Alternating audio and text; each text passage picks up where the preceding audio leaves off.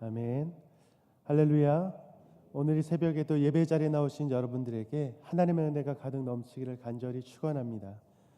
오늘 우리가 읽은 시편 84편은 시라는 것에 걸맞게 이 시편 말씀의 여러 구절들이 우리가 부르는 찬양의 가사로 쓰였습니다. 말씀을 묵상하다 보면 나도 모르게 자연스럽게 그 찬양의 가사를 읊조리게 되는 참으로 귀한 그런 말씀 가운데 하나입니다. 오늘 시편의 내용을 보면 오늘 시편 저자는 첫 시작부터 자신의 간절한 마음을 표현하고 있습니다. 지금 이 시인이 이 간절하게 표현하고 있는 그 자신의 마음이 무엇입니까? 1절 말씀에 보면 사랑스럽다고 고백하고 있어요. 그런데 그 사랑이 어느 정도냐면 2절 말씀에서는 그가 얼마나 사모하는지 그 사모함 때문에 쇠약해졌다라고 그렇게 고백하고 있습니다. 여러분은 최근에 무엇을 보며 사랑스럽다고 고백하셨나요? 또 내 몸이 쇠약해지는 것처럼 누군가를 사랑해 본 적이 언제 있으셨나요? 도대체 시인은 그 사랑이 얼마나 크길래 자신의 몸이 쇠약해질 정도로 간절히 사랑한다고 고백하고 있으며 그 마음을 지금 표현하지 못해서 주체할 수 없어서 그 마음을 다 이렇게 지금 고백하고 있는 걸까요? 아마도 웬만한 사랑으로 이렇게 표현할 수 없을 것입니다. 1절과 2절 말씀 함께 읽겠습니다. 만군의 여호와여, 주의 장막이 어찌 그리 사랑스러운지요. 내 영혼이 여호와의 궁정을 사모하여 쇠약함이여, 내 마음과 육체가 살아계시는 하나님께 부르짖나이다. 그런데 지금 오늘 말씀해 보면 시인이 사랑스럽다고 또 사모한다고 고백하는 것은 지금 주의 장막입니다. 또 여호와의 궁정이에요. 이 주의 장막은 하나님께서 임재하시는 성막을 의미하는 겁니다. 성전이 건축된 이후에는 성전이 될 수 있을 것이며 신약 시대와 지금으로 따지면 교회라고 할 수 있습니다. 여러분, 지금 이 시인이 이 장막이 세워진 그 외형이 아름다워서 그 외형이 너무나 보기 좋아서 지금 사랑스럽다고 또 사모한다고 그렇게 고백하고 있는 걸까요? 이 외형이라는 것이 당장의 아름다움을 줄 수 있을지 모르지만 그것은 일시적인 것입니다.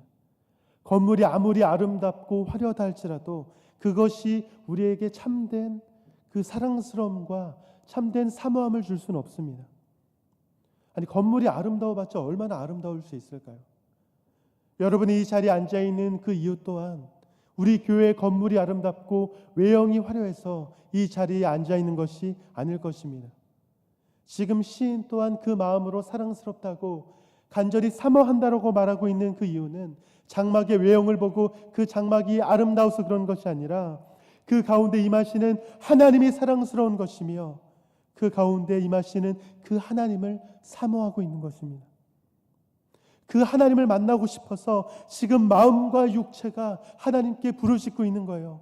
이 마음과 육체가 하나님께 부르짖는다는 것은 내가 할 수 있는 모든 노력을 다 기울여서 그 하나님께 부르짖고 있다는 것을 뜻하고 있습니다. 우리의 예배가 이런 마음으로 드려져야 합니다. 하나님이 너무나 좋아서 그 하나님이 너무나 사랑스러워서 견딜 수 없는 그 마음, 그 마음이 있기에 우리가 찬양드리고 예배드리고 그렇게 나아가는 것이 우리의 모습이 되어야 한다는 것입니다. 그 하나님이 너무나 좋아서 그 하나님이 너무나 사랑스러워서 이것이 예배의 참 기쁨이기 때문이에요. 우리의 예배는 잘 짜여진 행사가 아니라 우리 예배는 하나님과의 만남이며 교제이기 때문입니다. 사랑하는 여러분, 여러분은 오늘 이 시간 어떠한 마음을 가지고 이 자리에 나오셨습니까? 오늘 이 시간 시인이 고백하고 있는 이 고백과 비교할 수 없는 더 큰 그 사랑과 사모함이 오늘 이 시간 예배를 드리고 있는 모든 성도님들의 마음 가운데 충만하게 되기를 간절히 축원합니다. 이 3절 말씀에 보면요, 이 시인은 지금 하나님이 얼마나 좋으면 새들이 하나님의 전에 둥지를 틀고 가까이 있는 것을 지금 예를 들면서 부러워하고 있습니다. 자신은 마음대로 성전에 나아갈 수 없는 상황인데 새들은 자유롭게 그곳에 둥지를 틀고 거할 수 있다는 것이 부럽다는 거예요. 지금 그 정도로 하나님의 전, 하나님의 장막이 그것 가운데 거하는 것이 시인에게는 말로 할 수 없는 큰 기쁨이자 사모함인 것입니다. 그래서 4절 말씀에서는 주의 집에 사는 자들이 복이 있다 이렇게 고백하고 있는 것입니다. 또 오늘 말씀을 보다 보면 10절 말씀에서는 그 고백의 절정을 보여줍니다. 우리 10절 말씀 함께 읽겠습니다. 주의 궁정에서의 한 날이 다른 곳에서의 첫날보다 나은즉 악인의 장막에 사는 것보다 내 하나님의 성전 문지기로 있는 것이 좋사오니, 하나님과의 참된 교제함을 누리는 그 하루의 날이 하나님 없이 살아가는 첫날보다, 천일의 날보다 더 좋다는 거예요. 우리가 단순히 생각을 해봐도 1과 1000이라는 숫자는 비교하기에는 너무나 차이가 큰 수입니다. 숫자의 개념이 아니라 할지라도 하나를 위해서 1000개를 포기한다는 것은 쉽지 않습니다. 그럼에도 불구하고 시인이 이렇게 고백하는 이유가 무엇입니까? 아무리 많은 것을 누리고 아무리 좋은 것을 누리는 삶이라 할지라도 그것이 하나님 없는 삶이라면 아무런 의미가 없는 삶이라는 거예요. 비교 자체가 무의미한 것입니다. 그런데 많은 사람들이 그것의 참된 가치를 모른 채 의미 없는 삶에 목숨을 걸고 목을 매며 살아가는 것이 우리가 살아가는 현실의 모습입니다. 하나님과 함께하는 그 하루보다 내가 많은 것을 누리며 살아가는 그 삶이 더 좋다라고 생각하는 것이 이 세상을 살아가는 사람들의 그 마음입니다. 그러나 여러분, 우리가 참된 진짜를 경험하게 되면 다른 좋은 것을 아무리 많이 우리에게 가지고 온다 할지라도 그 참된 것을 포기하는 사람은 없을 것입니다. 다른 것은 의미가 없기 때문입니다. 지금 시인은 그것을 경험하고 있는 거예요. 그러니까 하나님 없이 살아가는 그날이 아무리 좋은 날이라 할지라도, 아무리 많은 날이라 할지라도 나에게는 그 수많은 날보다 성전 문지기로 사는 것을 선택하겠습니다. 단 하루를 산다 할지라도 하나님과 함께하는 삶, 성전 문지기로 살아가는 삶, 그 삶을 나는 선택하겠습니다. 이렇게 고백하고 있는 것입니다. 이것이 가장 귀하고 값지기 때문에 다른 것이 필요 없는 거예요. 여러분, 얼마나 멋진 고백입니까? 하나님의 은혜를 아는 사람은요, 그 은혜를 사모할 수밖에 없습니다. 진정한 하나님의 은혜를 경험한 사람은요, 하나님의 은혜를 버리고 다른 것을 선택할 수가 없어요. 그 은혜가 얼마나 큰지 잘 알고 그 은혜가 얼마나 귀한지 내가 내 삶으로 경험했기 때문입니다. 그래서 은혜 자체이신 그 하나님만을 바라보며 살아갈 수밖에 없는 것입니다. 사랑하는 성도 여러분, 이 시인이 고백하고 있는 이 간절한 진심의 고백이 이 자리에 있는 우리의 고백이 되기를 주님의 이름으로 축원합니다. 주님과의 참된 교제의 시간이 다른 그 어떤 시간보다도 행복하게 여겨지기를 간절히 축원합니다. 지금 시인은요, 다른 것이 아니라 하나님과 함께하는 삶이 복이다라는 것을 너무나도 잘 알고 있는 것입니다. 그래서 하나님을 간절히 찾고 또 구하고 하나님과 함께하고 싶어서 지금 마음으로 하나님을 사모하며 나아가고 있는 것입니다.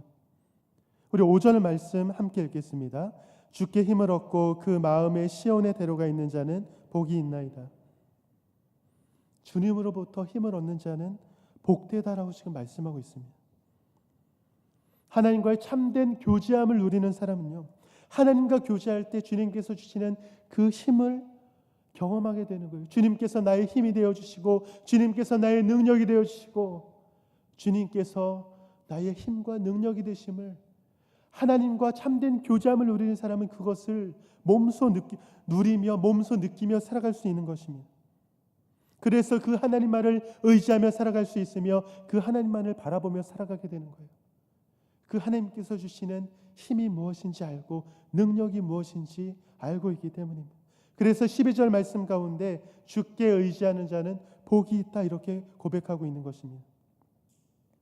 우리가 오늘 말씀을 통해서 이 시인이 고백하고 있는 내용들을 정리해 보면 이 시인의 삶에는 오직 하나님 한 분밖에는 없는 것처럼 그렇게 살아가고 있습니다. 하나님만이 시인의 전부며 하나님만이 그 시인의 모든 것이 되는 것처럼 지금 그렇게 고백하고 있어요. 그래서 하나님만을 간절히 찾고 있습니다. 그래서 하나님만을 간절히 의지하고 있어요. 하나님과 함께함이 복이기 때문입니다. 우리 11절 말씀에 보면 시인은 이렇게 고백합니다. 우리 함께 읽겠습니다. 여호와 하나님은 해요 방패시라.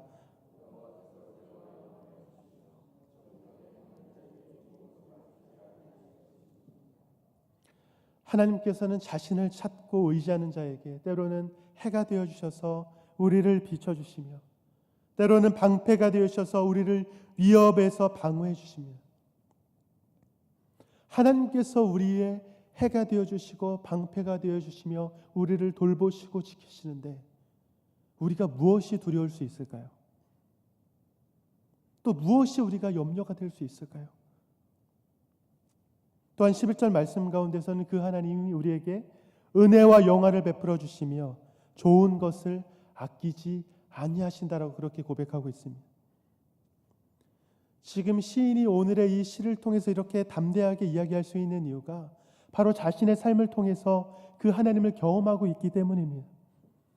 여러분, 우리가 시편 말씀을 계속해서 살펴보고 있는데요, 이 시편 말씀이 우리에게 위로가 되고 힘이 되는 이유는 물론 하나님의 말씀이 다 우리에게 위로가 되고 힘이 되지만 특별히 시편 말씀이 우리 가운데 큰 위로와 힘이 될 수 있는 이유는 이 시편의 시라는 것은 결국 시편의 저자들이 단순히 그냥 지은 시가 아니라 자신의 삶을 통해서 경험한 그 하나님에 대해 기록하며 자신의 삶으로 경험한 그 경험의 내용을 이 시로 표현해낸 그런 내용들이기 때문입니다. 자신이 경험한 그 하나님, 자신의 처한 그 상황 가운데 나에게 임하셨던 그 하나님, 때로는 고통 가운데 처할 때 나를 만나 주셨던 하나님, 때로는 내가 어떤 삶을 살아가고 있을 때 나를 주장해 주셨던 그 하나님, 그 하나님과의 경험함이 이 시에 녹아 들어가 있기 때문에 우리에게 더 큰 위로와 소망이 되는 거예요. 우리가 따라갈 수 없는 성경 속의 그 위인들이 경험한 감히 범접할 수 없는 놀라운 이야기가 아니라 우리와 너무나 똑같은 하나님의 자녀, 하나님의 백성들이 경험한 하나님, 그 하나님의 그 경험을 이 시에 담아 고백하고 있기 때문에 그 시인이 고백하고 있는 살아있는 간증이 있기 때문에 그 시편의 말씀이 우리에게 더 큰 위로와 힘이 되고 있는 것입니다.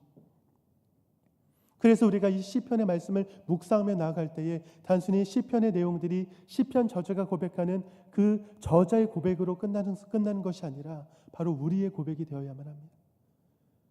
시편의 저자가 경험하고 있는 그 상황이 바로 우리가 경험하고 있는 상황이며 시편 저자가 만난 그 하나님이 바로 우리 삶에서 만나야 할 동일한 하나님이시기 때문입니다. 오늘 이 자리에 계신 성도님들 한 사람 한 사람 또한 이런 하나님과의 교제함을 경험하게 되시길 소망합니다. 그 간절한 마음으로 하나님을 구하고 찾는 여러분이 되시길 간절히 축원합니다. 그리고 그 마음으로 오직 주님만을 의지하는 여러분이 되시기 바랍니다. 여호와 하나님과 함께함이 복임을 깨닫고 그 하나님과의 만남이 그 어떤 시간보다도 소중하다고 고백하는 그런 마음의 고백이 오늘 이 시간 예배드리는 우리 성도님들의 그 마음 가운데 동일하게 고백되어지기를 주님의 이름으로 간절히 축원합니다. 무엇보다 하나님과 함께하는 그 시간이 너무나 소중하기에 이 예배의 시간을 소중히 여기셨으면 좋겠습니다. 하나님과의 함께함이 너무나 귀하기에 하나님께 나아오고 싶어서 그 마음의 간절함과 사모함이 충만한 여러분이 되시길 소망합니다. 그 만남의 참된 가치를 알기에 그 어떤 것보다도 하나님의 만남을 사모하는 우리 성도님들 한 사람 한 사람이 되시기를 주님의 이름으로 간절히 축원합니다. 우리 함께 기도하겠습니다.